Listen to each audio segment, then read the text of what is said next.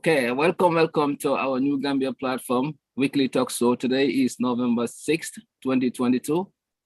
Today we're gonna be talking about issues related to environment. We have our guests here, Demba Balde, Saliu Poi, and of course Mfamara, who is our environmentalist in the US here, who coordinates the folks to come here and speak on these issues. I have my co-partner here, our co-host Sam Sise also from Indiana. Sam, welcome. So the discussion is acquisition of former ITC complex for US Embassy by GOTG. That will be our first discussion, and then we will proceed to November 11 demonstration as well. So welcome on board. Mpamara, thank you very much. You can go ahead and then start the conversation. Thank you. Thank you very much. Assalamu alaikum wa rahmatullahi wa barakatuh. Viewers and listeners, we want to thank you so much once again for joining us this week to talk about two important discussions here, which we're going to start with the acquisition of the property by United States of America, for the building of the permanent state-of-the-art embassy in the Gambia, which they call it. Yeah, so if you guys can recall, probably you have seen it in various forums, forums basically, that Minister of Justice has actually released a press release which was dated on the 26th of October. And in that press release, the Minister of Justice was informing the general public that, the government of the Gambia has recently, signed a memorandum of understanding with the United States government, through their embassy in the Gambia, for a portion of the land which is lying next to the Bigelow Forest Park, or the former ITC, which now they call it the West Africa, how do they call it, WALIC, West Africa, Livestock Innovation Center, WALIC. So that's the new name instead of ITC. We used to ITC anyway, but WALIC is now the new name now. All right. So according to the press release, they are offering, or the proposed site they are giving the US Embassy is approximately about 10 hectares, which is like 25 acres or so. That's the site that they propose for this US Embassy. All right. So when the press release came out, it becomes a subject of debate in many forums. Particularly environmentalists, we are very concerned about this area, simply because the area is a very ecological sensitive area, meaning that there are a lot of biodiversity in that ecosystem. So, and then you cannot separate the ITC complex from the Bigelow Forest Park because they all share the same ecosystem. In fact, even though there are two different land use, what I mean land use is two different entities, but then there is a very fine line that divides them. The boundary is inseparable, it's more or less the same, so that becomes a concern for us. And then considering the fact that, some 5 years ago, and, Gambia is preparing for the OIC conference, and then 7 hectares of the park was taken out, for this OIC conference center. And then part of WALIC 2 as well, I think was taken as well to be added to this area. So now we have a conference in place. Some of the large area of the bush has been destroyed to accommodate the conference center. And now we have seen the impact of that because a lot of monkeys loitering around Senegambia, Kololi, Bigelow areas, because their habitat, is destroyed. And we all know the social organization of these primate monkeys. They live in large groups, and then they live in big trees. That's where they do their feeding, they do their resting. So if you cut down the big trees, obviously their habitats will be affected. And then now food becomes inadequate, because now those big trees providing fruits and other leaves that the monkeys are feeding on, those leaves are not there anymore. All right. So now some of the animals, especially the monkeys, started jumping over fences to hotels, to people's private homes, to restaurants, looking for leftover food. So that becomes a big issue. So this is why environmentalists are concerned that if we allow this other part also to be taken, that is going to further, fragment, the habitat of the park. You understand? And that's going to have more serious impact on the area available for the monkeys. So this becomes a concern. And there are a lot of factors too we are also discussing, because this area can be left aside, for protection in the future. So our young university students, our researchers who are interested in environmental education, social sciences, can use the area for their research. And these monkeys will also be there for ecotourism, considering the fact that 70 to 75 to 80% of tourists that visit the Gambia, they are not only coming for beach and sun, but they also coming to see our nature, which includes those biodiversity found in the park and even within the ITC complex. So tampering those environments might, in fact, affect our tourism in the long run, because those tourists interested in ecotourism might not be able to come to country again, because they'll say, well, this place is destroyed. Our attraction to this park is no more there. So, they don't feel like coming. They can go to other areas, that have bigger wild animals. The nature is beautiful, especially in East and Southern Africa, which we know that they have a big lot of wild animals still there. So we don't have a lot of wild animals, but the birds that we have is an attraction. It's a big attraction for tourists coming from other countries. So, Saune, in short, I don't want to exhaust everything, but this is the reason why the debate has been going on few days. And I'm glad that I have few of my colleagues here too, that are, researchers, they are educationists, and they are also traditional healers. They've been working with the communities. They live in that environment, in fact. So whatever impact they have in those areas might, in fact, affect them. So they have more historical knowledge and interaction of that area. So maybe, they can also add on to the debate. But in short, Saune, this is the reason why environmentalists are becoming concerned. And we're trying to engage our government to say, you need to change your mind, your decision on this particular subject. Can we find an alternative site to this embassy?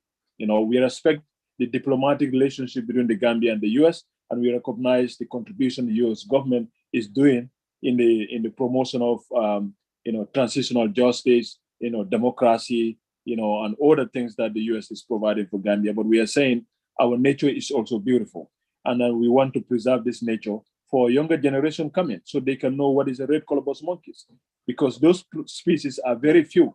According to research, there is only 1,200 or 1,000 of that red colobus monkey living today or surviving today in Gambia.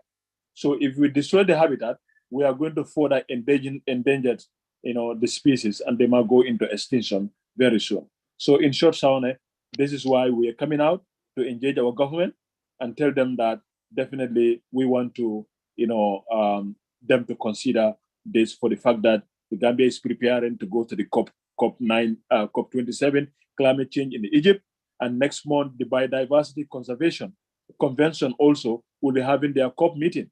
And all of this, we are telling the international world that the Gambia is ready to fight climate change. The Gambia is ready to, protect our biodiversity. But if we are doing anything that is contrary to that, that is obviously, not in line with our obligation as a nation. So thank you so much. Thank you so much for that, Mpambara, for explaining in depth about this environmental issue. So we're gonna allow our experts to also jump in, but before that, I will ask Sam if he has anything before, as Saliu and Demba could come in. If you want. Now let's get the guests in, get their input on this, since they're all very keen and very interested and very well versed in this. So Mr. Pui and Mr. Balde are on here, so let's invite them to come in. Okay, Okay.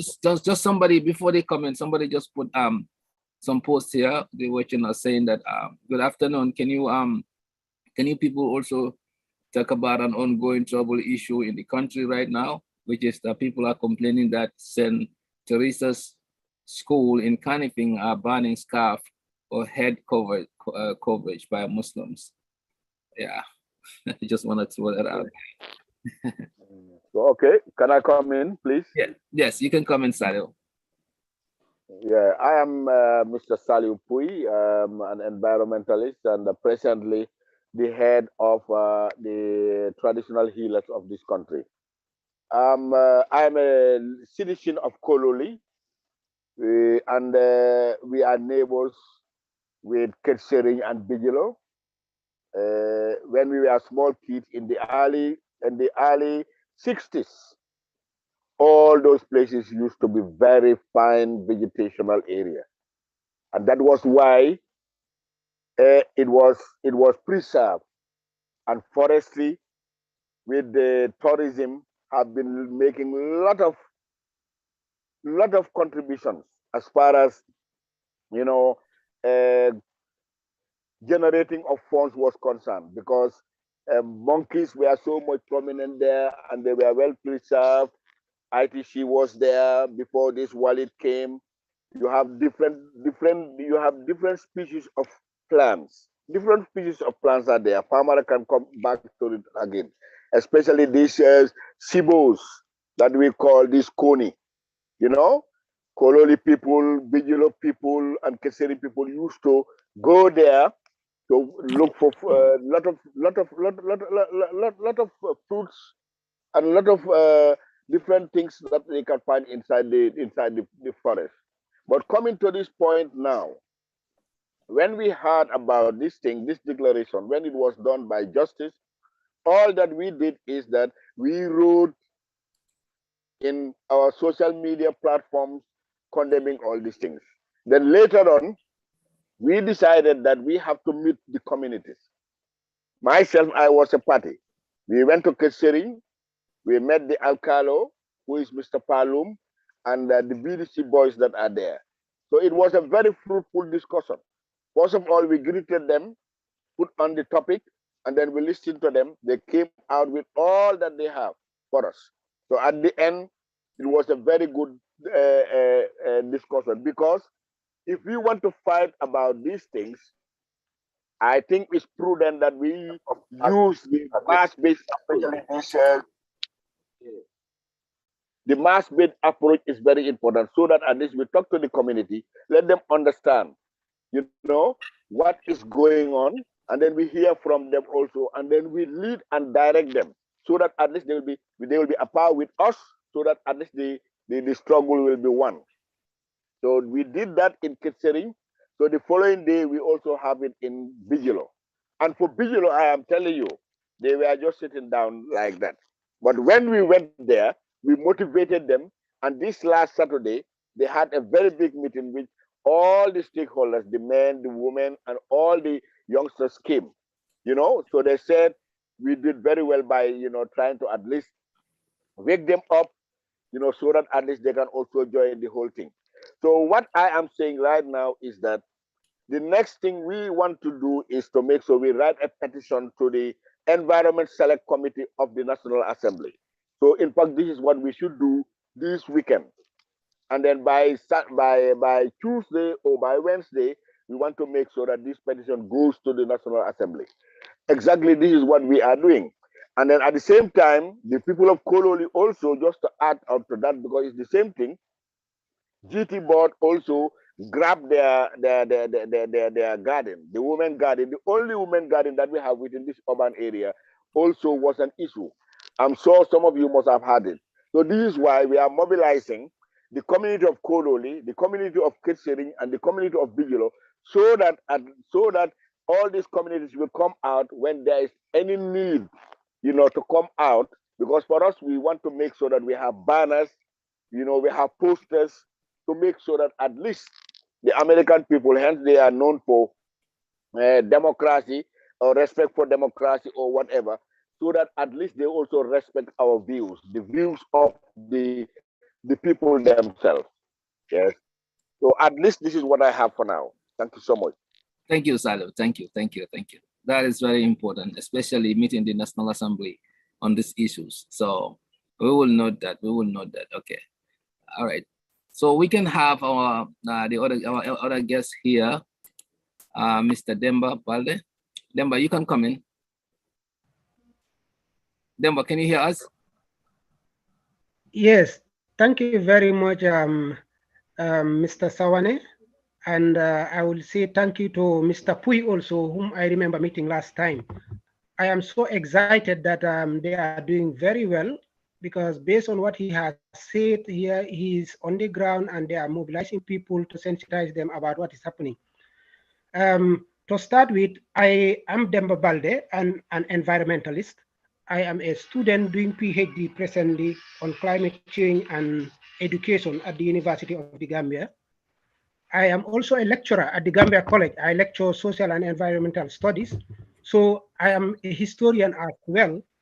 That alone tells you I will have a very big concern after hearing or reading what is trending on social media. I would definitely tell you the day I saw that article, I had a sleepless night, knowing what is at stake. So climate change, the Gambia has already been one of those countries that are doing very well in addressing climate change. And I could remember on social media, I saw the Gambia was on course, and the only country, in fact, on course to attain the Paris Agreement.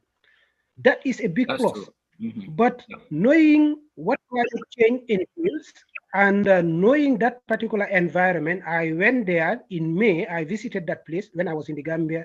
I visited the place. Being from the rural area of the country also, having explored our forest in the Gambia in many areas, I have seen some tree species that have gone into extinction in the rural Gambia. But when I went to that particular monkey park, I saw some of those trees. It was so amazing and interesting. I said, oh, so we have some of our indigenous species that are no more existing in the rural area, but they are in monkey park. So when I heard of this, destroying that particular place for whatsoever kind of a development, I think that would be the biggest mistake that we will be doing as Gambians.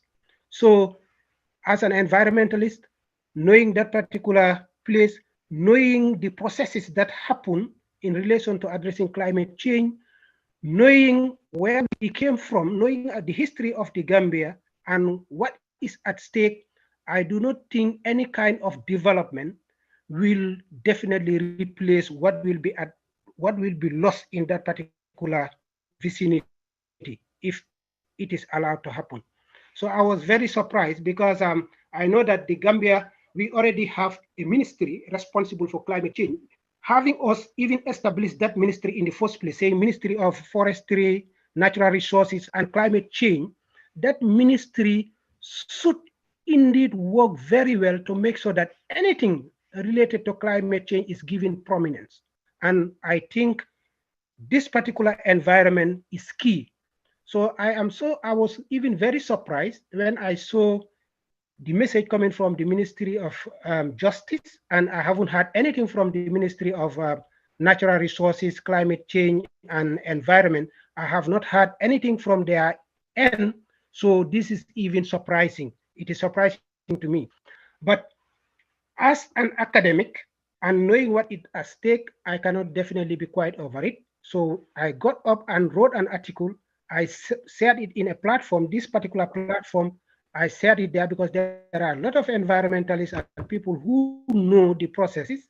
I also shared it on my Facebook page because I felt that is a duty on me as an environmentalist and having the opportunity to study climate change to a very high level, which a lot of Gambians are not opportune to do. So it is a responsibility for me to make sure when I see such issues trending, I have to play my part. So this is why I decided to write to sensitize people on the issue because I'm not on the ground presently. If I was on the ground in the Gambia, I was definitely going to make sure that I will also meet stakeholders, just like what Mr. Pui is doing. In that article I wrote, I brought the attention of the National Assembly Select Committee on Environment.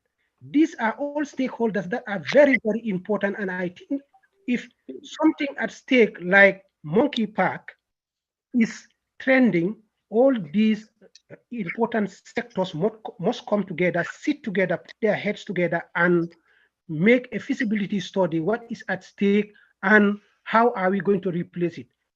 These are things that I feel we definitely need to look at. So for now, this is what I have to share with you.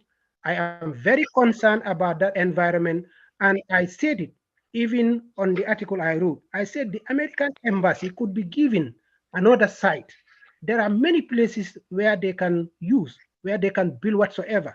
But Monkey Park is going to be a big loss for us, and it is not going, whatsoever kind of money they may spend there, that is not going to be to the interest of the generations yet unborn. And it is our responsibility as citizens of the Gambia to protect and reserve our natural resources for posterity. And I knew this is at stake presently. So I have to contribute. Thank you very much. Thank you, Demba. Thank you. That was well said. Yeah, very good, very good. Mfamara, you can comment. Sorry, Sam, you can comment, and then we can then, start to go in a circle again. Yeah, well, thank you, Mr. Pui, and thank you, Mr. Balde, and of course, Mfamara, that really gave a detailed description of what is actually happening here, or what is about to happen. So I just want to take this time to thank you first. Really, it is an important matter, something to discuss for sure. My concern here is I want to take a step back and really ask our government, because knowing that Gambia government is not always consistent. If we are not careful, and if they're not careful and they give away this property to the American government, I'm not opposed to giving them somewhere to settle. American Embassy been there for a long time. I personally worked for the American Embassy for almost 10 years before moving to the US. So I'm very familiar with the process. So taking a location that could be a nature reserve for our country is very important. Things like that, or places like that, really should not be used. They could locate a different place for the US government to use to build the US Embassy or the ambassador's residence. I'm not sure which one they're building there or which one they're trying to do here. I know currently the U.S. Embassy is on Pipeline, and also the ambassador's residence is at Fajara. I've been to both of them and worked at both places. So, but the consistency issue here for me is the government really need to study this very well, because given that side, number one, if it impacts our natural, just like Farmer said, and all of you speakers said, if it's going to impact our natural resources, and and it's going to impact our tourism, for example, as well, that's something to really consider. They could be looking for somewhere else instead of that place. I know for sure Americans are not going to be what the Chinese are doing in our country, and the Chinese have taken over that area with the beach side from Sanyang all the way to Katong, and that area, Gunjur. I mean, they're environmentally destroying our resource. They're destroying our environment there. The Americans are not going to do that. They are just going to either build a U.S. ambassador's residence, or I'm not sure what they said the purpose for. If it's the U.S. Embassy, it's just going to be a building. It's just going to be a U.S. Embassy. It's going to be a huge compound there, of course, where they're going to build a very solid structure and have U.S. Marines there to guard that area. So it's more for protection for them to have their own place to be able to house everything they want to house there. But Gambia government needs to look at this very closely, because here is my concern. If you give such a location to the American government, and then the next thing you know, the Chinese government say, well, we want something next to them, or or the British High Commission comes up and say something, and then other embassies also ask the same thing. What are you going to do? Are you going to be consistent? So very important. And you giving that amount of hectares to them, can you give the same thing to other embassies if they request the same thing? So all of these are things to consider. That's why it's very important for any government to really think and sit down and think, consult, and look at the future of Gambia first, Gambia's interest first, before they do anything like such. So I don't know currently if it's what is in this particular location that they're going to give to the U.S. Embassy. I know the monkey park is there, and as Farmer has said, this used to be the old ITC or something. It's still the environment. We still have a lot of birds and animals and wild animals or wildlife there. We have trees in there. So it's important to reserve those rather than destroying them. But like I said, anything given to Americans, they are not going to destroy our environment when it comes to environmental compliance in terms of dropping waste there or anything in there that will contaminate our air, pollute our air and things like that. They won't do that. But at the end of the day, the key question is this the right location for them? I know Americans have also supported Gambia very well. Not only the U.S. Embassy, they've also brought USAID, which really put in millions and millions of dollars into Gambia. U.S. Peace Corps office there also that also support Gambia in forestry, agriculture, teaching, and nursing. They go into all of those to help countries. So there is a lot of benefit for Gambia from the Americans. They do a lot. They spend a lot of money. But again, we need to look at Gambia first, before we give such a prominent place to them. We need to look at Gambia first, and our government need to learn to be consistent, because such a request can come from another government, and they need to really think about it very well. Yep, that's what I want to say for now. Thank you so much, Sam.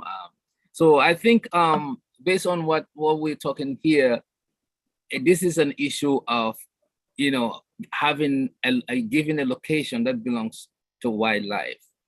I mean, I know American Embassy need a space. Okay, we gotta find a way to accommodate them. That is true.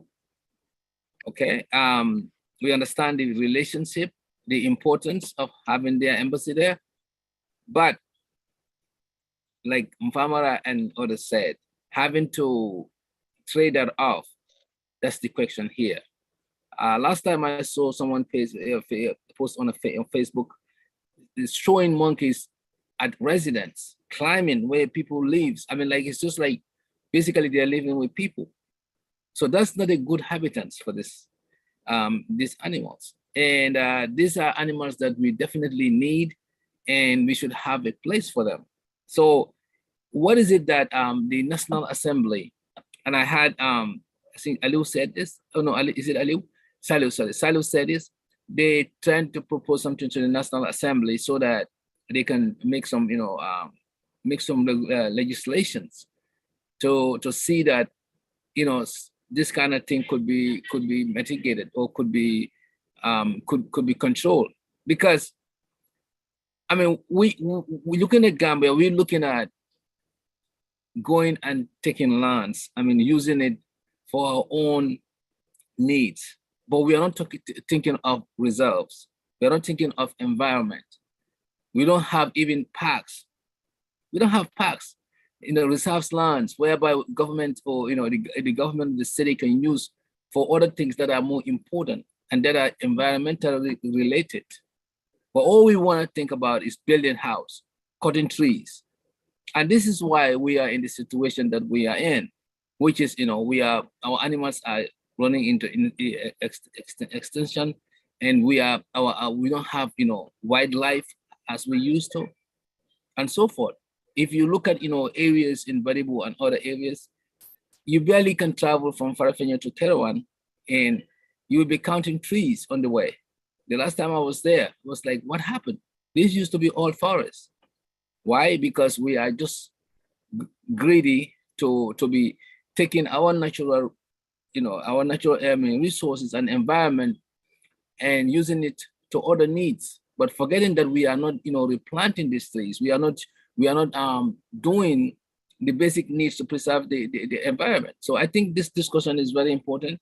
I mean, the monkey park should have been, left alone, and that area should be a good habitat for these wild animals. So I agree with everything that you guys said here. So my question is, what is the government doing about this?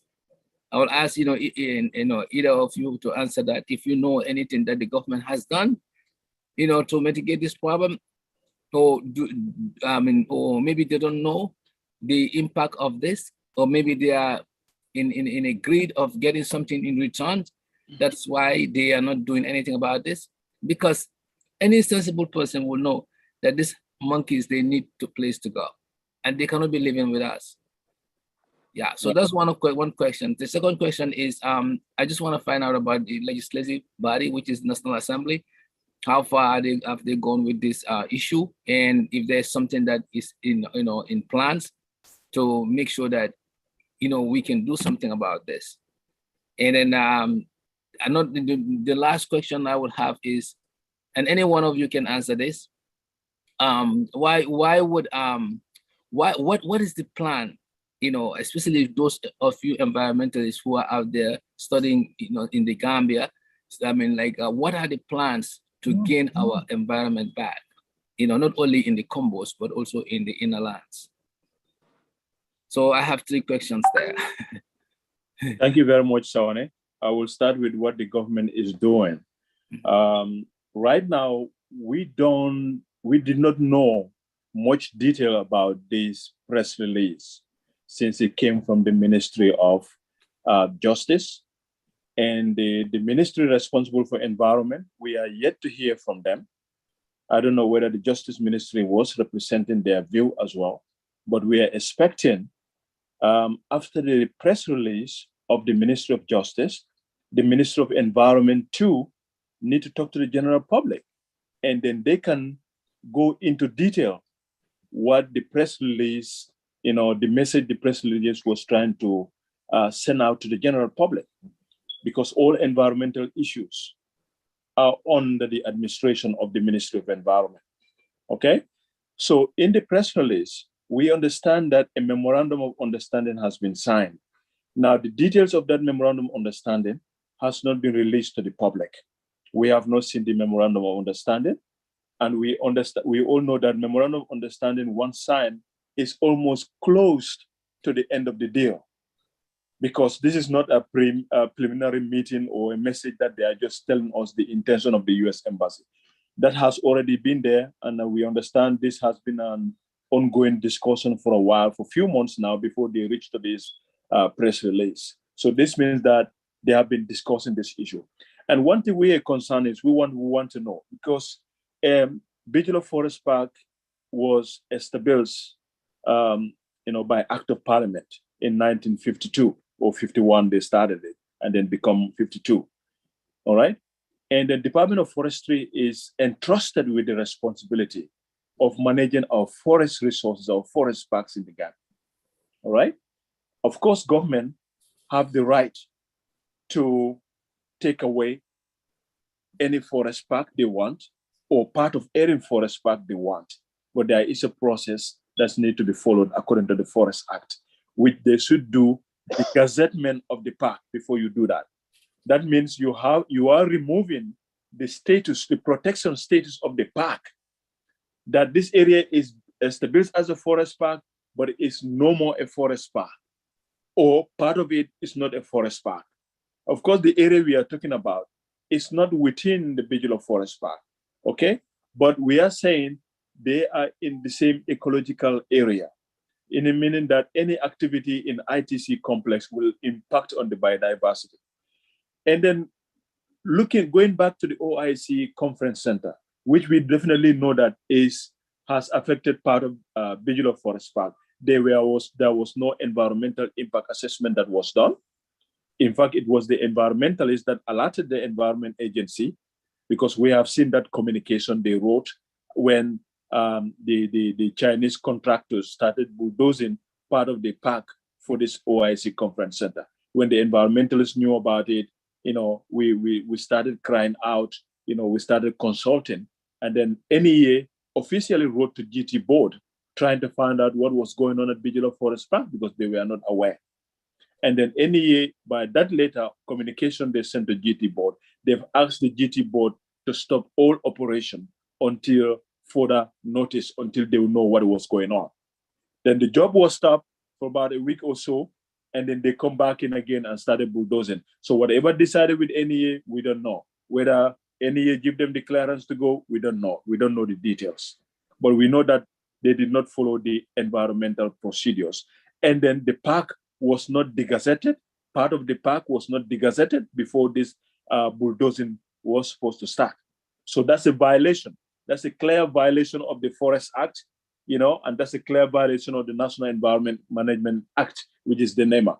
And of course, the Wildlife and Biodiversity Act, because the wildlife species that are in the park are not under the mandate of the Forestry Department. The forestry is responsible for the trees, but the wild animals are under the Parks and Wildlife, which is protected by, all wildlife in the Gambia is protected by the Wildlife and Biodiversity Act.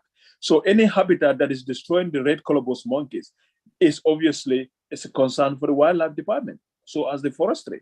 So if the government violated that environmental procedures in establishing the conference center of the OIC, and then now we're also allowing the ITC complex, because here it doesn't matter whether the ITC has a protectional a protection or not, protection status or not, but the biodiversity inside the ITC complex is protected by law.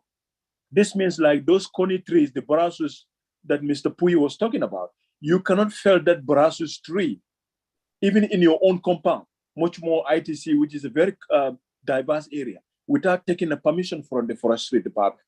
So they should have taken a Forestry Department. And environmental impact was supposed to even be done, even before we reach to the point where they are going to sign the MOU. So all that has not been done. So what is the government department doing? That's what is the question. It's $1 million question that we are asking ourselves. And unless the Ministry of Environment come out and give details of this memorandum understanding between the US Embassy, we will only be speculating and relying on the press release that the Ministry of Justice provided.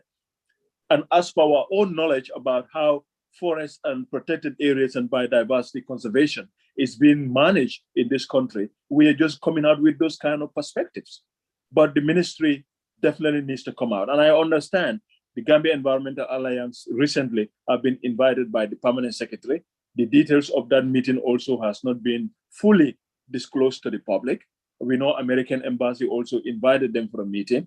We had some of the discussion that has been done. The US Embassy giving them diplomatic language. Yes, they're here, they're concerned, and they are also trying to do something to do with it. So those are diplomatic language. We all know they will not come directly to the point.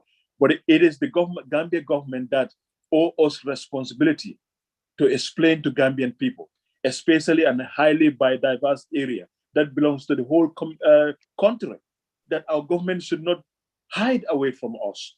They should come out plain, just like they come out in that press release, and tell us exactly what was the memorandum of understanding all about. Because a lot of stake here, the monkeys, if they need to be translocated to another area, it's a huge work.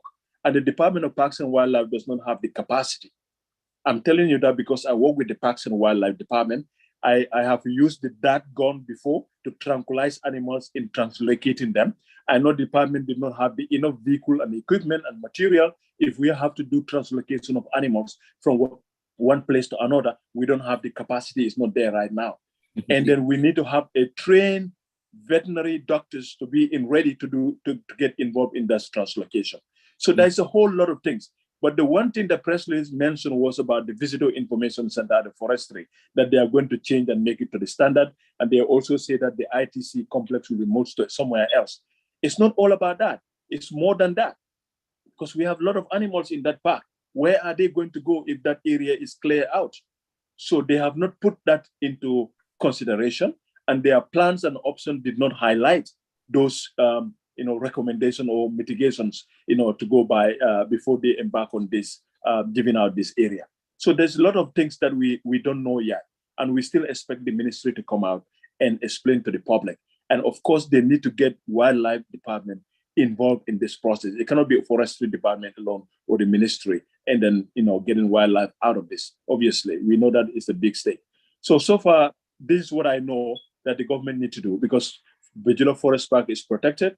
In 1952 was established as a state forest park, and then ITC was established in 1982.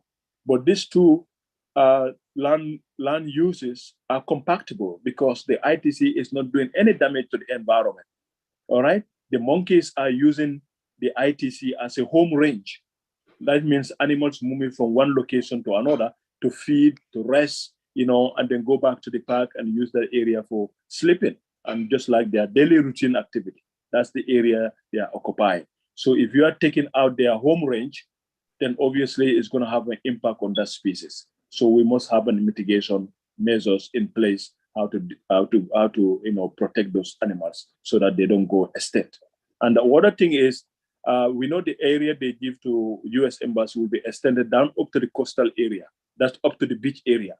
So their fences will seal off that area, and we all know how U.S. embassies in protecting their environment and their boundary of their embassies, where the people will even have access to the beach when U.S. embassy extended its fences extended all the way to the beach. Whether we're going to have access to go even around those areas, we don't know because of security reasons. They could use that as security reasons and all those things. So there's a lot of stake that we don't know. But we are saying to the government, there are alternative sites in the Gambia where U.S. embassy can have enough space to build this without compromising our biodiversity, because our tourism is contributing a lot to our GDP, and these animals, they are bringing a lot to tourism. And then the fresh air that we are getting from Bijilo people and the Kirserin are getting from that area. And also we are in the impact of climate change. We are building the resilience of the ecosystem. So by destroying those environments, we are reducing the resilience of the ecosystem to deal with climate change. So when disasters come, natural disasters come, some of those communities around those areas could be affected by flood and windstorm. So destroying that area, we are definitely, making the area more vulnerable to impact of climate change. Yeah. Definitely. It is a very risky endeavor. Famara. And then you definitely highlight a lot. These two areas, the ITC and then the other forestry. So I will allow the Salihu and and Demba to come in, and if they can answer that question, and then if Sam also has another questions to add. So I'm coming now. I'm coming, Mr. Suare. Your questions says that what government is doing. For me, government is doing nothing other than what they have already done. They're very good at that. And Mr. Demba also was saying that he was disappointed that Minister of Environment didn't come up with anything. They will never come up with anything because it is the whole system, the government system, who have taken, the decision to do so. So therefore, you will not hear anything from a forestry. You will not hear from their parent. Yeah, you will not in other words, this is an inside job. Thank you very much. This is what I want you to understand. And then their spokesperson also have already said it in the radios. That's the Peter Gomez radio station. In fact, I recorded that, the spokesperson is the Minister of Information. He said it all. He said this is a done deal that the government have already taken their stance. So this is why that very day was the time that I went to Kensering, and I also went to Bijilo. So to wake up those people to understand what is happening. Because I'm telling you, most of the people don't understand all these facts that Pamara was talking about. Look at the fresh air that we are having here in Kololi, Kelseri, and Bijilo. As soon as these things are done, we will not have it. This next thing that he said, the beach also, more people will not have access to it. And then the translocation that he's talking about, the capacity is not there for them to relocate this place. In fact, the spokesperson of the government, when he was asked during that interview, he said that they will be located. When asked where are they to be located, he said he didn't know where they are going to be located. So you don't have a plan in place, and you are. See what I'm saying? Okay. And then let me tell you, the government of the Gambia is putting us into ransom because they know that the people are not ready to act for their own rights. This is what they think. I am telling you, because I have been a teacher, I have been in the system for so many years. This is why I think we have to move and then change our system of operation. Let us be more of mass based than using the media talking. They will listen to it, but they will not act. We have to make sure that we use the grassroots. They are afraid of the grassroots. I know what I'm telling you, because they get their votes from the grassroots. So therefore, the grassroots can also, the grassroots can also come. They can also bargain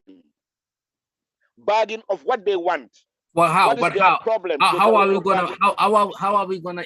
Involve the grassroots in what way? That is what we have started, mobilizing them, educating them to understand what is happening. This is what we have already done, and it is paying big dividend. Understand what I mean? It's paying big dividend. And the next point that I want to talk about is the National Assembly. The National Assembly also, we met them. So what we did is we have been given their copy of the standing order, the revised copy of their standing order. And when you look at 120 page 125 of the 129, there is talking about the petitions. How the petitions, all the criteria for the petition, how it should be done. So this is what we have taken, and then we are coming up with the petition and then taking it to the National Assembly Select Committee for Environment, so that from that end also they will engage the government. So if at all we can engage the government from that end, and then the environmentalists also engage the Ministry of Environment and all its satellite bodies. The community also have already started engaging the Ministry of Lands. I think that would be the right direction. Thank you so much. Okay, engaging everyone, and from the grassroots level and government, National Assembly, and so forth. So it will be like a massive movement to bring awareness. Yeah. Thank you. Thank you, Salo. Demba, you have. Okay, thank you very much, Mr. Sawane. Unfortunately, I'm not on the ground, but what Mr. Pui has already said and Mr. Drame, they have given us an idea of what is happening on the ground. Are you getting me? Because I'm seeing like the network, there is a problem. Oh yeah, it's okay now. Yeah. Okay, all right. Okay. So as I was saying, I'm not on the ground to know exactly what is happening there. So I will be able, if I should tell you, it may not be right, and that's not good. But just to share with you what government is doing so far, I am so surprised if the Ministry of Climate Change and Natural Resources has not come out up to date, at least to explain to the people what is on the ground, because it's their domain.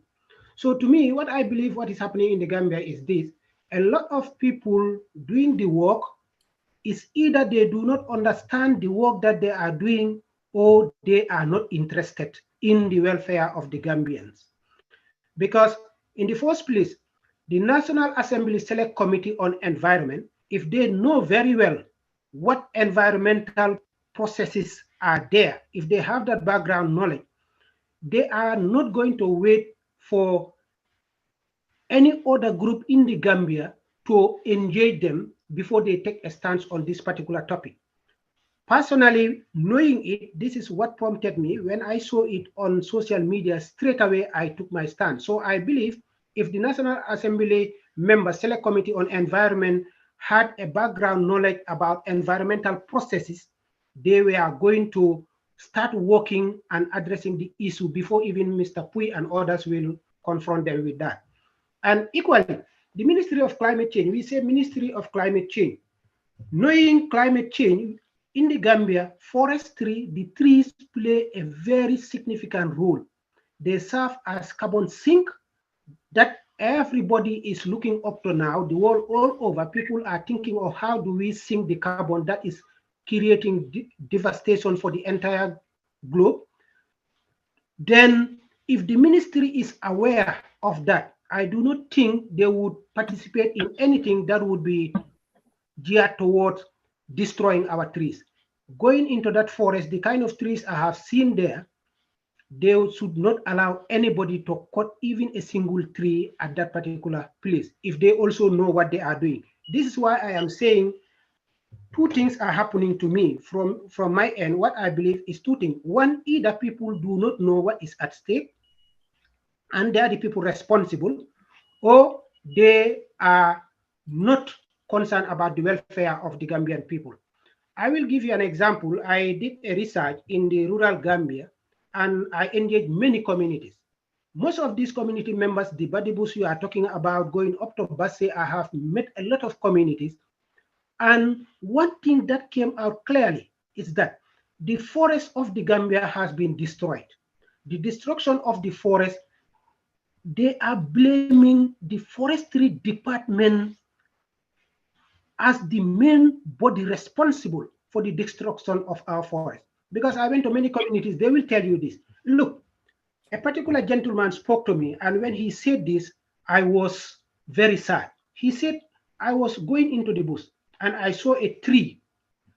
It has been cut down, and I just stopped my bicycle. I called the forestry officer at Jarume Koto to report the matter. The forestry officer told me some of these people they already have papers that is asking them to cut trees and whatsoever. He said, but what about wet trees? Trees that are not the dry trees. This is a wet tree. And remember, we the fullers, we know these kind of trees that animals feed on. I don't know how you call I know it them scientific, too. but we call it joy in Fuller. So you see, this kind of trees, Fullers value them very well because they give feed to their animals. And that was what he saw. It was so disheartening to him. He called the forestry officer and he got that response. He decided to call the chief of the district. The chief of the district told him, when it comes to trees, that's not my domain. The domain is for forestry. So he said, where can I go next? So you see, I was so disappointed. Like and nobody want to take responsibility or accountability. Exactly. And you see, when he told me this, where I was sitting, knowing what is at stake and studying climate change, how the community members, local people are fighting to protect their environment. But who should support them? Who should help them? It's the government. But if now they rely on Department of Forestry and they are saying Department of Forestry is not helping, when they report, the next minute, in fact, the Department of Forestry or the officer there in the rural area will connive with those people doing that work, and they would cut the trees. They see their community forest is going. And you see what happened from there, Mr. Sawane. This is very sad. The community members said, they are youth, they say, okay, now what are we going to do? Let us get into the forest and start harvesting the valuable trees too, before we lose them. Other people outsiders are just taking our valuable trees. So these people went into the forest, they started harvesting. Within 5 years, go to that forest, it is virtually empty, grassland. This is very sad. So who is responsible? It's because those who are responsible are not taking their responsibility. This is why the communities are now degrading the forest with the support of the Department of Forestry. What I am telling you here, this is based on research that I have conducted in the communities. As I said, from Badibu going up to Basse, I conducted this research and this message was coming clearly. Mr. Pui knows very well. The training I conducted in Jarasoma, when community members, all the community members were blaming again the Department of Forestry for not doing enough to protect the environment. Quite right. Exactly. And the forestry officer present in the meeting, he was annoyed. And this is the third forum where I went to. Anytime community members and forestry officials discuss about the environment, the community members will blame the ministry or the Department of Forestry being responsible for the degradation of our environment and our forest. And I just want to conclude by saying this. Looking at the monkey park now, here is where we have a lot of indigenous species, both flora and fauna is there intact, and it is well protected. People are not venturing into that. You do not expect anybody to leave Kololi and go into that forest and cut a tree. That is why the environment there is doing well, is flourishing, is a tourist center. A lot of things are happening there. A lot of research is going on there. It is bringing a lot of revenue to the government of the Gambia, and it doesn't stop there. It is going to help the Gambia in the future generation. So you see, these are all things that we need to look at, and it's very easy to protect that particular place than maybe a forest in Nyomi or in Badibu, because those forests now the department doesn't have capacity to protect it. So let us expect, if this particular monkey park is gone, let us now say then we are not going to show anything as a country.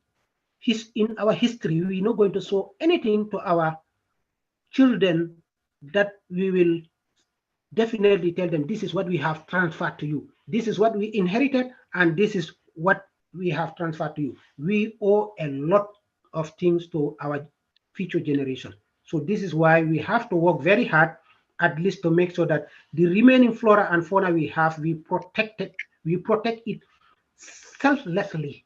We need to do that. Thank you very much.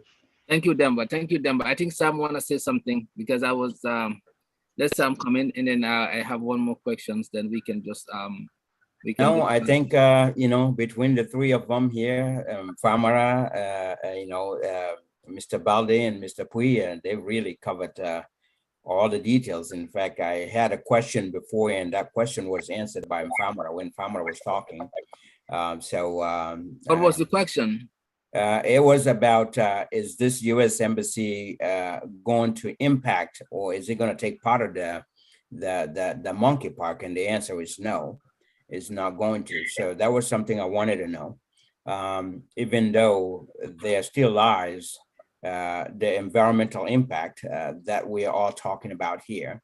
And it is true what Mr. Balde was saying. Trees are very, very vital part of our environment. And I see in Gambia, people cut trees everywhere, left and right. They're cutting down trees without realizing trees have a very useful, impact for our environment, and very useful for us, for our living, providing oxygen, providing cool air, and blocking carbon, and also all the dust that comes in. The trees block them from entering. In fact, science shows that if you even have plant trees in your compound and surround your home with trees, you're likely to cut your air conditioning bill in with a certain percentage. You can really cool your compound by having trees around there rather than cutting them all down. So this is something that we need to educate Gambians. Gambians need to know that leave the trees alone. We need them, and they have a very vital role in our environment. And I'm opposed to anybody, anywhere in the country, cutting down any trees at all. So, but they've covered quite a bit about this. So, and I also learned from Mr. Pui that it sounds like this is a done deal. The government is not doing anything about this right now. It was predetermined, and also a decision was already made. It sounds like decision was already made from the top. That's why our environmental people, the forestry we're not involved in this.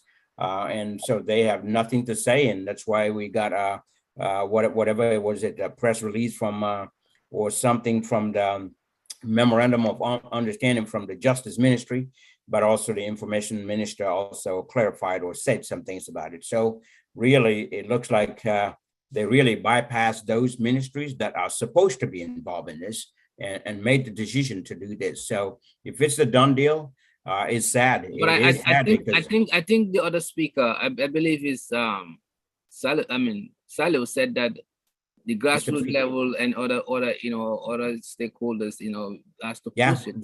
They are the ones involving those people, engaging them to get involved in this conversation. But the government had already made the decision, and unfortunately, from what I understand and what I've seen in history, based on history in Gambia, the government don't have great negotiators.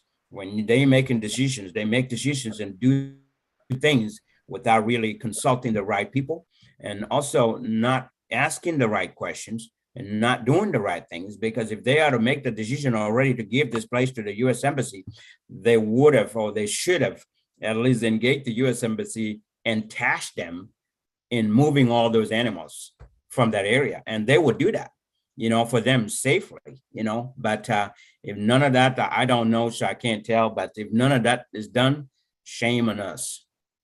Yeah. But the point here is, if the government already, the spokesperson, they already highlighted that this is a done deal. Yeah. But is there not still a possibility that this can be overturned?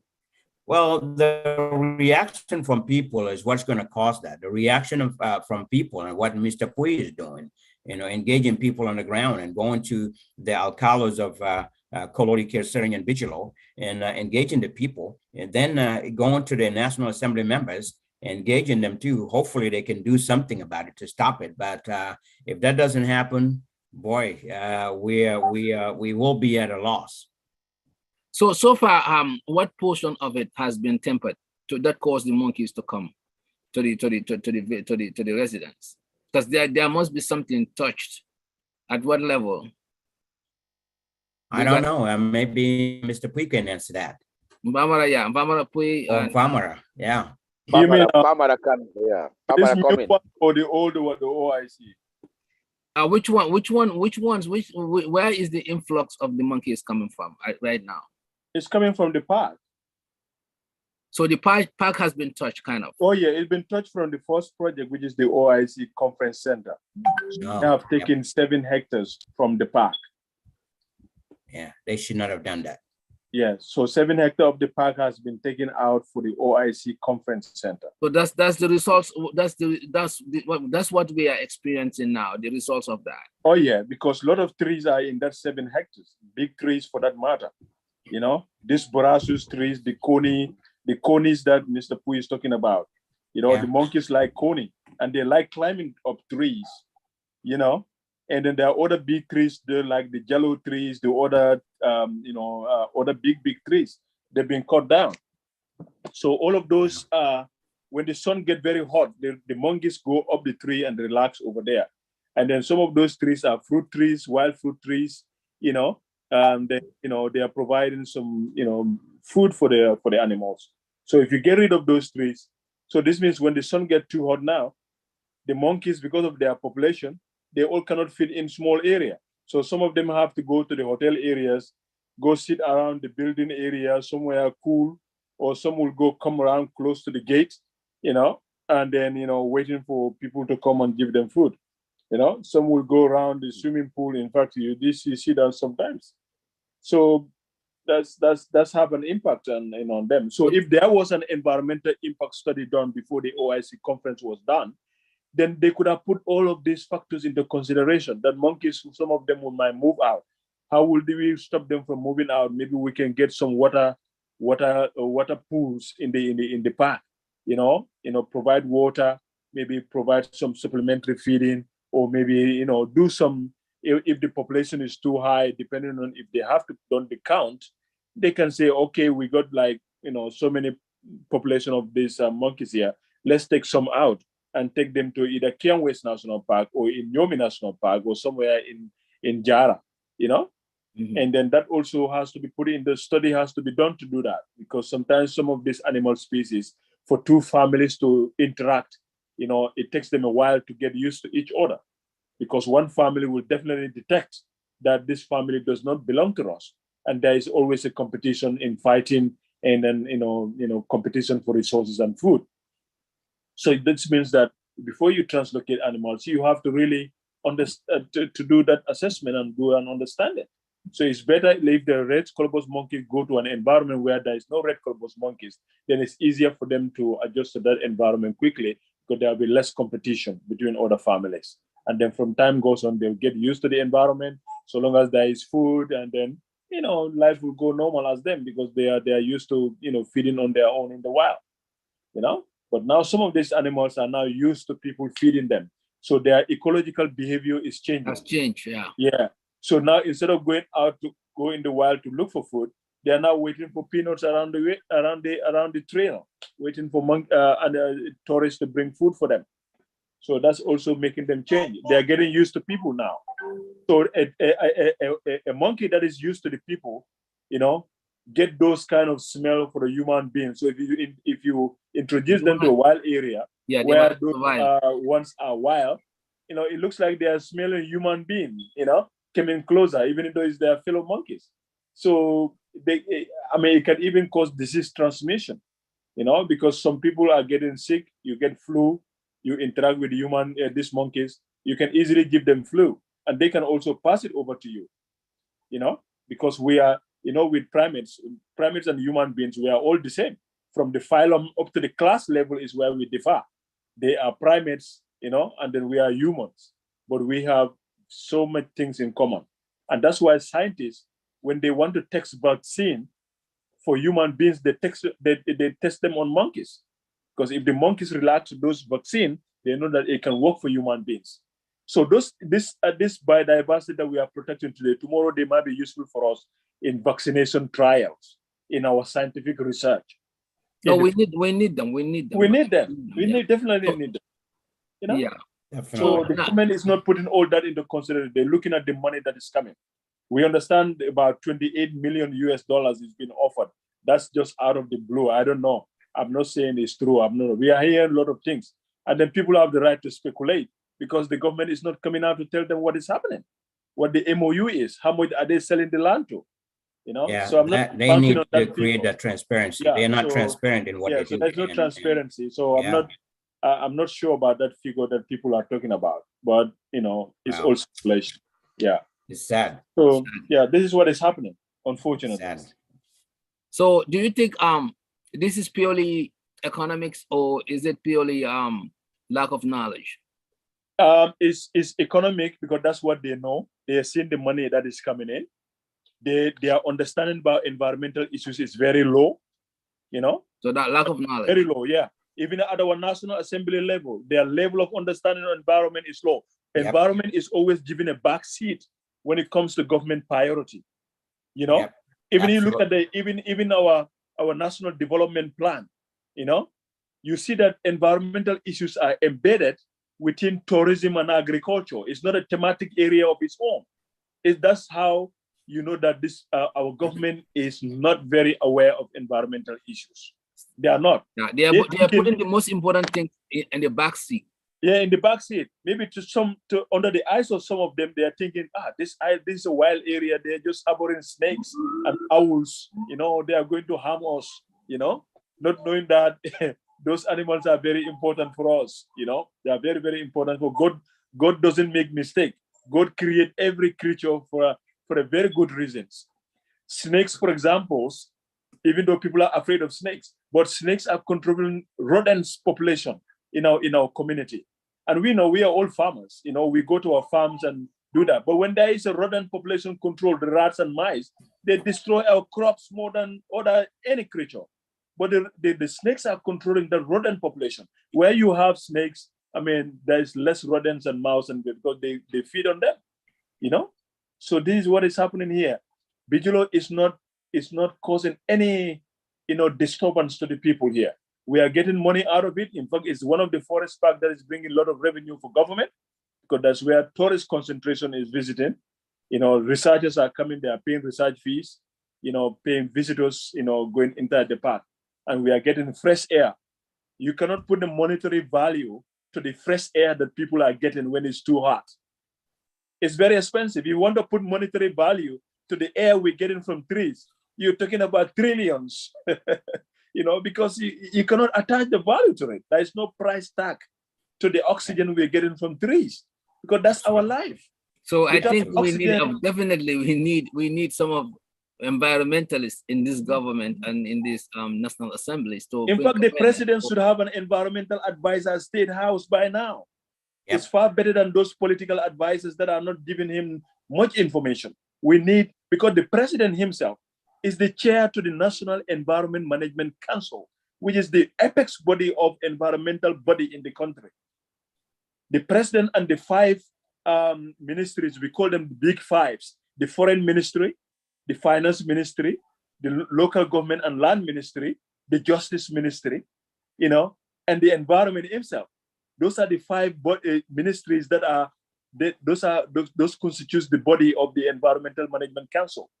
So today, if the president called a general meeting, Environmental Management Council, it is the finance that are going to look at how much budget is going into Monkey Park, or how much, you know, Justice Ministry will look at the legal framework, the Forest Act, the Biodiversity Act, the NEMA, how the implication is going to be.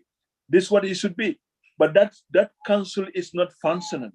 It's not been working for many years since Jammeh left. I think during Jammeh time, they had a couple of meetings. But since that, you know, the council is not working. And the environment ministry should work towards, you know, reviving that management council, because the president is the chair. Whatever discourse on environmental issues is decided by the office of the president. So we need an environmental advisor at State House that will work with the ministry, that can even supervise the Ministry of Environment and say, if you're not doing your job, this is what the president needs you to do.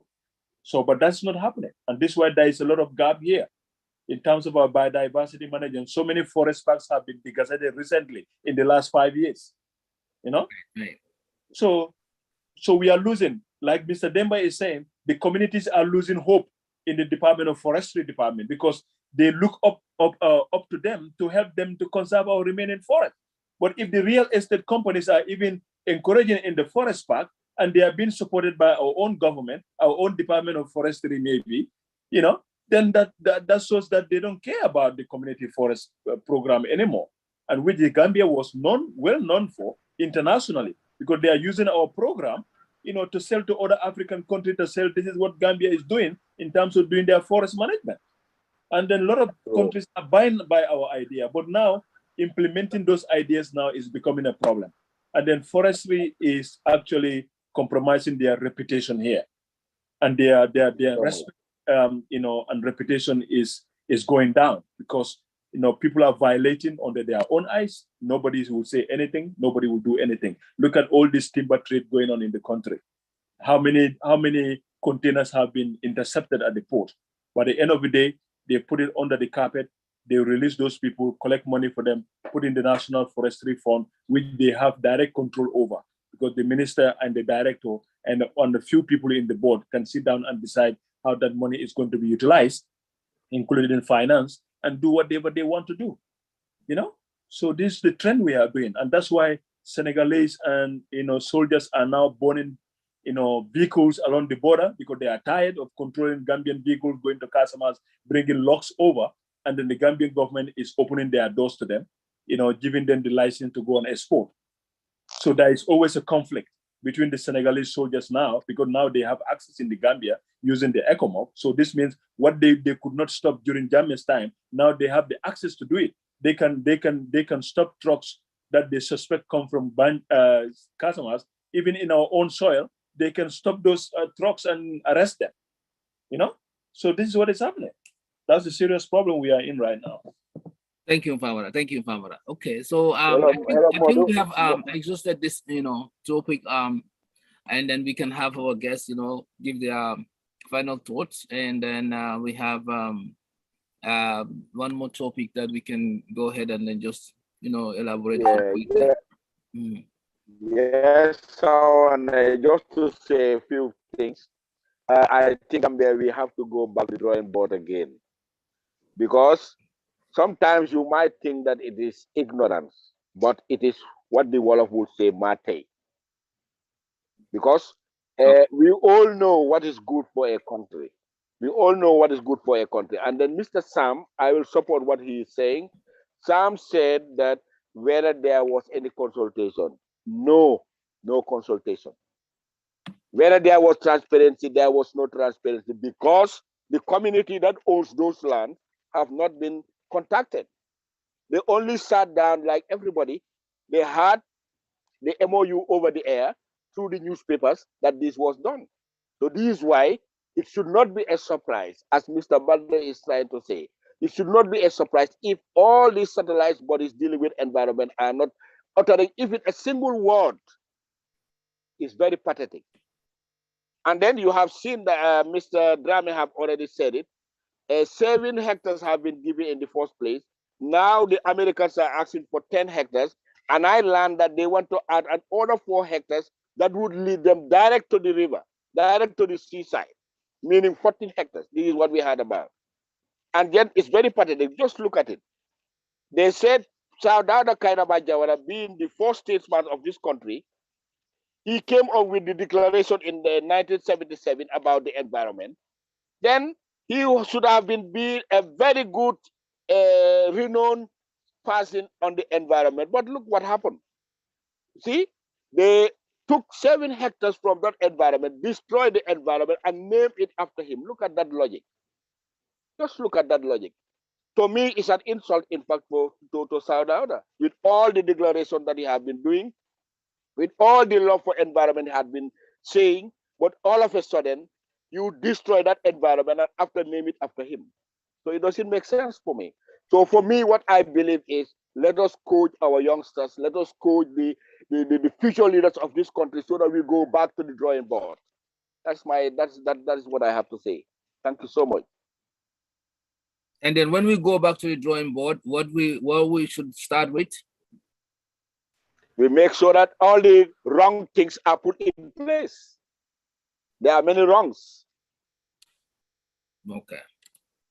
And we need our youngsters also to put in, especially those studying in the field. Very good. Yeah, exactly so. Thank you. I think I will just Dale, add you can on. come in now. Yeah. Yes, I'll just take it from where Mr. Pui has stopped. Going back to the drawing board, I believe we need to educate the future leaders about this significance of our environment. They need to be educated. Already, Famara has said it, and I was so saddened when I heard that the president probably, I may not know, does not have an advisor on environmental matters. And I want to believe if he had, and that person was advising him, this thing was in fact not going to be announced in the first place because he was not going to allow it. It was not going to happen. Unfortunately, this is where we are now. So let's, as Mr. Pui said, let's train the future so that they will know about environmental matters. And I will tell you this. Presently, the Gambia have only started giving prominence to the environment because of climate change impact. I was gonna say that Gambia. I was gonna say that Gambia has been listed exactly as one of the top countries for climate yeah. change. So how does that play into environment if they are not really doing that for the environment? In fact, Mr. Sawane, you see, this is very interesting. I used to say this. In Ghana, I remember with my Gambian counterparts who are studying climate change, we were there in a lecture hall, and once a professor from Nigeria spoke about the Gambia, our environment minister then, it was Pa Usman. He was saying how intelligent he is and how hardworking he is. Then we were so proud in the lecture hall. And you see, it doesn't even take more than 2 years. We had a ministry. We now say climate change ministry when many other African and West African countries do not even have. But to me, it is an insult now having a ministry called climate change ministry, and the Gambia at our home, we are involved in so many things that are geared towards even creating more climate change into the world, not only about maybe the industries and the like, but now we are involved in tree lumbering, the exporting of tree timber and so on and so forth, and we are now allowing the remaining environment we have to be bulldozed just for the name of buildings and whatsoever. These are issues that is, to me, it is double standard. Yeah, so I'm seeing it. Like it doesn't make sense to me. Then that ministry should be squashed off. So you mean we are not preaching? We are not doing what we are preaching. We are not preaching what we are not acting what we are preaching. Exactly, and I will tell you this: when in fact the Gambia was named as one of the countries, according to that research, that we are the only country that is in line with the Paris Agreement, we are about to achieve it. When I saw that, I said no. I said by paper, yes, but by practice, reality, no. It's not true. It is not true at all. And I said it when I spoke to Malmo and others. They can remember when I said this, and even Mr. One young officer who is also an environmentalist, when he knew about, he said, Mr. Balde, you are very right. But you know, we did this. Okay, Kemo Fati. Mr. Puika, remember Kemo Fati, we met during that training, and you are right. Yes, yes, I remember saying that. I told him, Kemo, to me, that research is not authentic, because the research, knowing what is happening in the Gambia, That is not true at all. So essentially, we are very good in writing, but in practice, that's not what is happening in the Gambia. So we need to change our we are, attitudinal change is we are required in very our good country. with ideas, Thank you very much. but we are not good in execution. Exactly, we don't implement them well. We don't. So I think I will support Mr. Famara's point that a lot of people need to be sensitized about these environmental issues, and anything dealing with environment, we should have people who knew about environment, like in the National Assembly, the presidential advisors, and so on and so forth. We need to have them. Environment is key. We cannot stay without the environment, and we need to respect the environment so that we get what we want from it. If not that, we are doomed to a failure. Thank you very much. Thank you, Mr. Balde. Yeah, so Famara, you have anything so we can allow our guests at least to close us up, and then if you guys have anything about the second topic, which is the demonstration November 11. Okay, yeah. So I think we finished with our environmental thing now. Obviously, if I was also in Gambia, I was going to be part of that demonstration for our protest for the environment, especially particularly this issue going on. But I'm also trying to see if we can, engage the U.S. Department of State from here. So I'm trying to see around the DC and Maryland area who are interested. If you live around there, I mean, that would be a great idea. That would be a good idea too. Yeah. Yeah. Yeah. Mm-hmm. So what is it about November 11? Is it November 11? We understand they are trying to protest. It's going to be it's non-political protest. I think it's all about corruption and the recent in food commodities and whatever prices in the Gambia, and of course this also children that die of this AKI, the acute kidney injury, and a host of a lot of things. I think there are a lot of things that are included in this protest. So we understand they're coming out on the 11th, which is going to be next Friday, even though the government is trying to engage them to see how best we can, instead of dialogue, instead of going out in the street, it's going to be a peaceful demonstration. And the police are yet to provide the approval, or so we don't know how it's going to end. But I know National Assembly members, some of them are way in there that the police would give them support. Just give them guided, protest peacefully. And then people are free to express whatever feelings they have, especially when they feel the government is not doing much to address the corruption issue, which is a big issue in the government. And also these children who died of this injury, just to raise awareness, engage the government. So people have the right to express their grievances, so long as the police are there to support and guide them, ensure that the protest is done peacefully, and then whatever time, location they've given them, 2 hours, 3 hours, whatever, and where they're supposed to be, they can gather and express whatever they have for the government. If they want to deliver any message or letter, petition letter, whatever, they can do all that. Yeah. So I think so far so good. That's what I know about the petition. But it's mainly about the prices of commodities, which we all know is global. But we feel the Gambia also need to do something. The government need to do something to address the situation. And the corruption issues in the public institution that has been reported many, many times, ranging from NAWEC and all those other places, even the Ministry of Justice, money has been going over there. We have seen the auditor's report as well. All that has been mentioned, but the government is not taking any step to address the corruption issue. So I think people feel, women are dying in the hospital, childbirth, and some of those monies could be diverted into the hospital and provide good services to people, But if the government is not serious about fighting corruption, then obviously our people will continue to die. This kidney problem issue will also continue because the wrong medication will come in because our officers are receiving bribes. They are giving out their license to the wrong people. They are bringing medication that are not even fit for consumption, but we end up losing our lives. So I think the protest or the demonstration is based along this line. Yeah. Yeah. So do you think Mpamara and Sam, and then of course Sato, do you think this government has the bandwidth to to resolve. Because when we talk about issues, one issue here, when they try to focus on another issue pop up, that goes out of hand.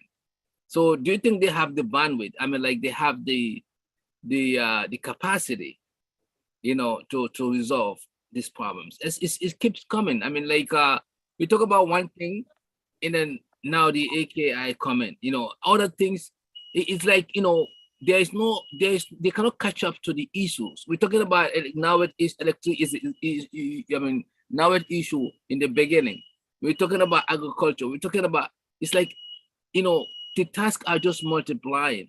Do you think, you know, they just need to take a step back and see if they had the capability or the know-how to solve Gambia's problem? Because it's gonna go to a point, people will be pushed to the fence, and they will start, you know, getting agitated, and you know, who knows, you know what I mean? So Yeah.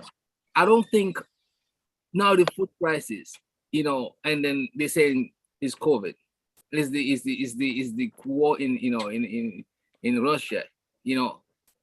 Of course, every place, of course, there is, you know, COVID every place, and food prices has gone up. But at least, you know, they're not crying like we are doing. We are doing. I mean, our people are doing. So the way I'm seeing things, is gonna go to a point, people will crash. You know, there will be some, you know, there will be some frictions somehow, either mentally or other ways. And then I don't know how is that gonna help us? Do you think they'll have the bandwidth? If they don't have the bandwidth or the know-how, can they just you know, change things around? Could they just do something else? Because this is it looks like nobody has the answer to the problems that keep piling on and piling up. And now this demonstration, if you look at it, yeah, they will say, okay, we have freedom, you know, we give freedom to the Gambian people. We are not killing anybody, we are not, you know, doing any human rights abuse and all that. But then we're having more issues, security. They're killing people every day. I mean, things are happening that are out of, you know, control. So I don't know what you guys think, but you know, like my understanding is maybe they just fatigue, you know, they cannot just handle this anymore. Yeah, absolutely. It's all about leadership. I'm sure Sam will explain this because Sam addressed some of these corruption Hello, issues. can I come in? Yes, go ahead, Mr. Pui. What I just want to say is, I have once been told by one of our lecturers that society can be seen as a living organism whose structures are constantly renewed. I will repeat again, that we have to go to the drawing board, because 2016 came, they said what was happening was bad, you know, there was no democracy, there was a lot of problems happening. So when they came in, hence they are not consulting the people. They went directly on what they wanted to do, but they failed. They cannot go because they are not consulting. The government must be a participatory government. It should be a participatory approach. When you're talking about democracy, democracy is participatory. The best form of democracy in this world is when you are participate, you create a forum where people participate And collaborate, yeah. right? Yeah, and collaborate. So this is why we have the problem. Even when it comes to this food stuff that we are talking about, Ukraine and all these things, we are not eating our own Gambian food. And that Gambian food is the organic food, is the best food that all these diaspora that are here in the Gambia are using. We have a lot of vegans here in this country. What are they using? They are not importing any food. All the food that they are eating here, and is the right food, is the food stuff of this country. Right? Because they are not consulting people. Where is the NANA? Where is the NANA, the nutrition agency? It's kaput. My uncle was there, Mr. Fall, is a citizen of Kololi. With all that they have been doing, look now what is happening. You go to the Ministry of Health. It's high time that they also incorporate natural medicine into the dispensation of this healing. I have been going to a lot of conferences in Ghana, Togo, Burkina Faso. Ghana now is having over 30 traditional medicine, pharmacies, and they are doing very well. So that at least we'll minimize the importation of all these foreign drugs that are coming. We have seen the saga that has happened just right now from India. All is because we are not localizing our developmental trends. So as a result of that, we will be coupled. We will be coupled because we cannot import everything from Europe, ideas, food, everything. We have to localize what we should do. This is why we are having numerous problems. This is just the beginning. I am telling you, as long as the government is not, participating, is not bringing this participatory idea, and we are not localizing our developmental trend, I am telling you, the country is bound to face a lot of challenges. This I know. Thank you so much. I think you mentioned a very important point here, localizing and participatory. I think, in anything, collaboration is the key. If you look at the US here, all these companies are connected and they share, they chip in and they share the, the burden, and they share the profits. If you look at the chain work in US system, all the successful businesses are like that. If you happen to be a business person, that's when you know this. Last year, maybe 2 years ago, I didn't know this, but recently, I know this. Everything is connected. So if you want to be a sole entity, the government don't want to engage, don't want to be part of, collaborating with others, then they will get their hands full. So I think, Mr. Pugh, your point is very clear.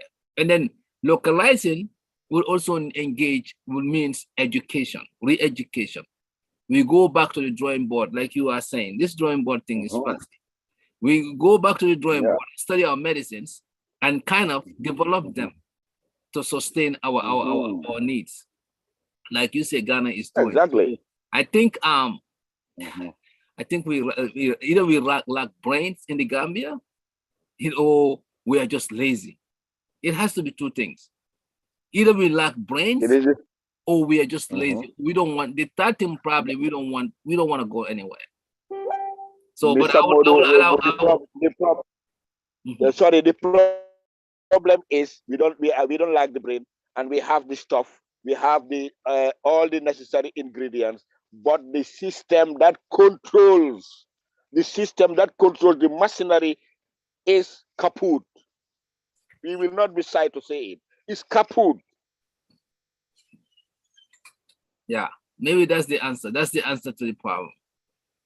Yeah, that's the elephant. That's the elephant in the house. So we just have to see how to. Yeah, that's the big elephant in the house. Mfamara and Sam, if you have any, so that we can wrap it up. Yep. I will come in. I think first I would say that the November 11 demonstration is constitutional. They have the constitutional right to demonstrate without a permit. They don't need a permit to go out and demonstrate. Yeah, that's permit is only needed when you have to use what is it called, speakers or things like that, audio system that will be published out there. But it is a democratic right. Now, Sam, I just want to jump in here quickly. A permit is needed if you're going to block the public highway. Yes, right? Correct. Yeah, all of those. Yeah, but so they cannot, permit is needed for that. They cannot process without. Is needed for PA system as well. Yeah. Yeah, things like that. But they know, and with these people knowing that they've requested a permit and a permit is not granted. If a permit is not granted, then they would do the right thing by doing their demonstration according to their constitution and according to their constitutional right. But in what capacity though? Well, they can go out in large numbers and hold their signs and talk about what they are demonstrating about. And their signs will also say, I'm sure they will have different signs just like we see in other demonstrations. Corruption is one of them. The 80 or 70 something children that died will be another one. The environment is another one. There's a lot of things that are not happening right, that is not going in the right direction in Gambia, as we all know. So there are too many things. The economy, you name it, education, agriculture, you can name all of the institutions. I honestly have not seen any department that is functioning the way it's supposed to be in the Gambia. I've not seen any department, any ministry that we can all say, or all Gambians can say, wow, this ministry is outstanding. So Sam, you want to say nothing been achieved since 2016? Well, there are some things that have been achieved. We will give them credit. They've built some roads and things like that. But to me, building roads is not a priority. It's good that we have good roads. It is good, but there are priorities in the Gambia that should have been followed. And like Mr. Puyu said, and like Mfamara said, I've talked a lot about corruption in Gambia. I've released a lot of audios about corruption and how to control it. Unfortunately, and just like you said too, the know-how is not there. We don't have the know-how. They don't know how, and those who know how are deliberately doing it as well. And but Sam, don't you think genuinely the president in his heart wants good? He wants this problem solved so he can be on his legacy, because he keeps saying that I want to stay in the Gambia when I finish my presidency. Yeah. I want to be proud of my legacy. Yep. Don't you think that he probably, it's not him, it's probably people around him that are giving him the right information? Yeah, the thing is that he doesn't know how to control corruption. That's one. Okay, if you don't know how to control, no matter how big your heart is, wanting to control something, you cannot control it. He has a circle of people around him that are destroying him and that are destroying this government. And people that are really for their own selfish, they're there for their own pockets. Yes, okay. And people like that are not going to be good for a country. So that's why things are not moving the right direction. Things are not going the way it's supposed to be. So these people have the right to go and demonstrate and show their opinions on what is happening in the Gambia and demand some change in this.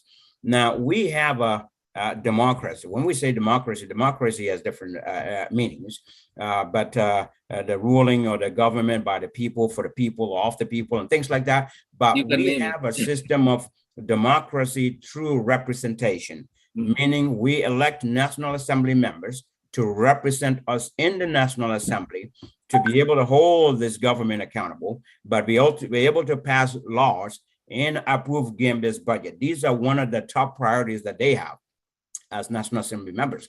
So if the government is not doing what they're supposed to be doing, or if the government is not competent, or the government cannot control certain things, it should be the role of the National Assembly members to take action.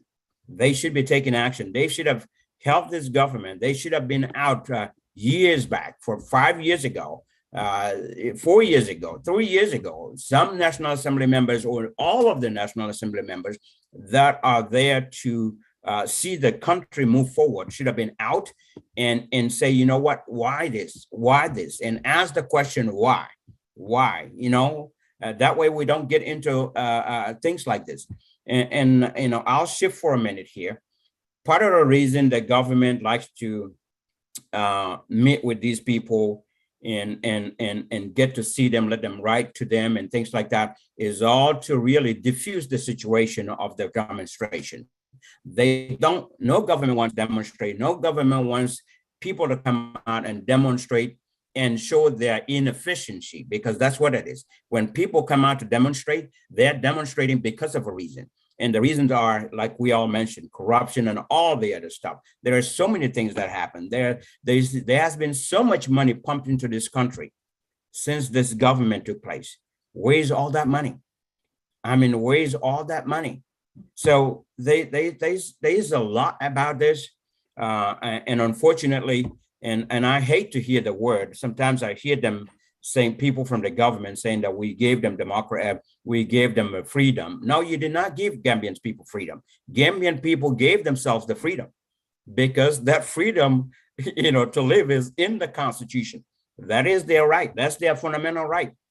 Okay. And when Jammeh was in power, and we all saw what happened during Jammeh's time, Gambian people came out in 2016. They wanted something. They wanted change. They changed by voting to get Jammeh out.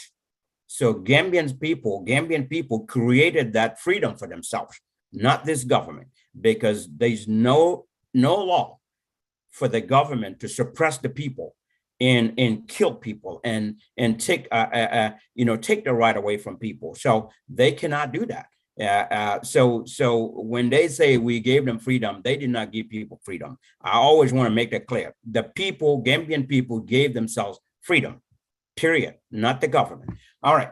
So now that they got freedom, and they can do the same thing anytime in the next election, they can vote for somebody else. If they're not satisfied with this government, they can vote for somebody else and put somebody else in place. So, but to me, I am a little bit more disappointed in our National Assembly members than anything else, because a country cannot run like this. Think about the United States. If all of these were happening in the United States, what do you think the Congress will do? They will go and impeach the president. That's what they do. That is the power that they have. Gambia, our National Assembly members have the power to vote of no confidence in a government. If the government cannot handle corruption, all right, the government cannot handle this economy. During COVID-19, there was $500 million that was given to them. And after that, we saw videos from the hospital workers that they don't even have gloves. Where's the 500 million? I mean, how can you lose 70 plus children because of bad medicine? And we don't even have a place to test that medicine. Where's all this money that's coming into the country? We have so much money that was pumped into this country. Where's all that money? And we have not seen that development in the country. We have not seen but that they money. said that they keep saying that when they came into power, there was a lot of things to take care of. There was no money. Everything was downhill. Yeah, but they were helped by the international donors, right? They gave them a lot of money. They gave them money to help yourself. If I were them, I would think about what are the most important things here. Fix the economy, but definitely look at the healthcare of our people. Healthcare is very important. That has been a deteriorating department. That should have been fixed by now. So that people can have a good healthcare system. The cost of living is high. Education is not going anywhere. Department of Agriculture is not going anywhere. Forestry is, all of our trees are getting cut and sent to China. Look at fisheries department. All of our fish is going away. We can't buy fish in the market. Poor people can't afford to buy fish. So where is all the funds that was given to them? Where is that going? Instead, we're hearing that government officials are building story buildings for themselves. Story buildings that we all know they cannot afford because their pay is not that much. That is not their salary. Even if you put their per diem on that, well, number one, they should not be traveling that much. If you say the country is poor, we don't have anything, why would you let every cat and dog and a mouse run away and go somewhere just to collect money? Why would you let that happen? So there's a lot of things that are wrong in our country. And unfortunately, the government should take steps to fix these. And it's been how many years now? 6 years, the same government. And we haven't seen any improvement in our hospitals. I would say any major improvement in our hospitals. We haven't seen any major improvement in the education system. We haven't seen any major improvement in the fisheries department, in agriculture department, in forestry department, in the lands department has been a disaster.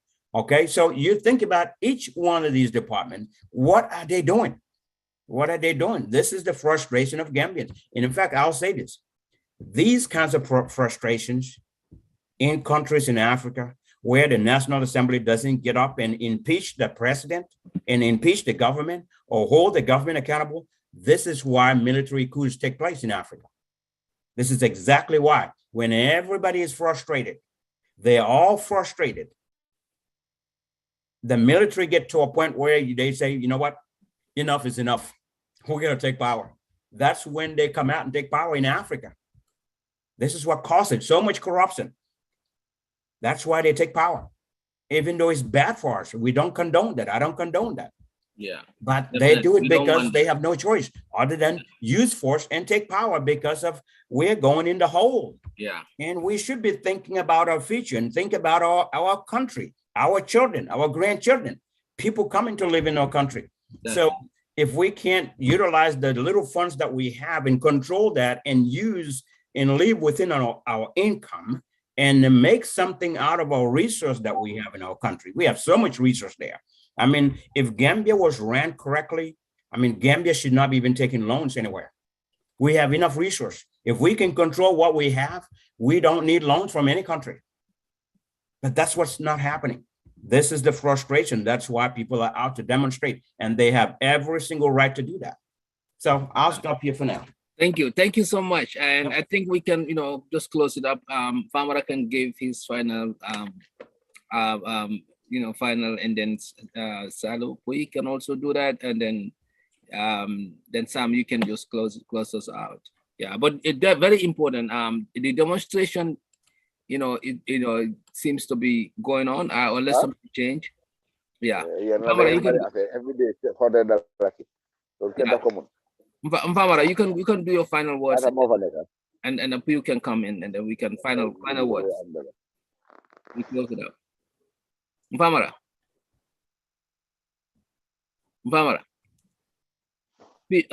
Sally, you can do your final. Yeah. Words, yeah. So first of all, what I want to say is that I thank you very much, Mr. Momadou Suare, and then Sam, Famara, and all those who made this thing possible.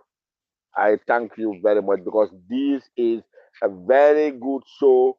This is a learning environment, I would say, and I'm sure all those that are following us also are learning a lot. Yes, that's true. So yeah, so what I said, this is what I'm going to repeat. Let us keep our people informed.